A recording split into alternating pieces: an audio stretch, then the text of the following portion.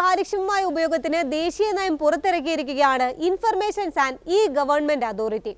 ഉത്തരവാദിത്തമുള്ളതും ധാർമ്മികവുമായ ഉപയോഗത്തിനുള്ള നയങ്ങളാണ് IGA ഔദ്യോഗിക വെബ്സൈറ്റായ www.iga.gov.bh പ്രസിദ്ധീകരിച്ചത്. കൂടാതെ AI നൈതിക ഉപയോഗത്തെക്കുറിച്ചുള്ള GCC മാർഗരേഖ അംഗീകരിച്ചതായും പ്രഖ്യാപിച്ചു.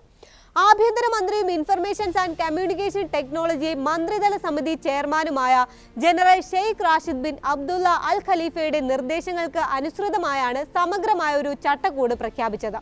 ബഹ്റൈൻ സാമ്പത്തിക ദർശനം 2030, സുസ്ഥിര വികസന ലക്ഷ്യങ്ങൾ എന്നിവയ്ക്ക് അനുസൃതമായി സാമ്പത്തികവും സാമൂഹികവുമായ വളർച്ചയെ പിന്തുണയ്ക്കാനും സർക്കാരിന്റെ കാര്യക്ഷമത വർദ്ധിപ്പിക്കാനും AI സുരക്ഷിതവും ധാർമ്മികവുമായ പ്രയോഗം ഉറപ്പാക്കാനുമാണ് നയം ലക്ഷ്യമിടുന്നതെന്ന് IGA chief executive Mohammed Ali Al കൊയ് പറഞ്ഞു.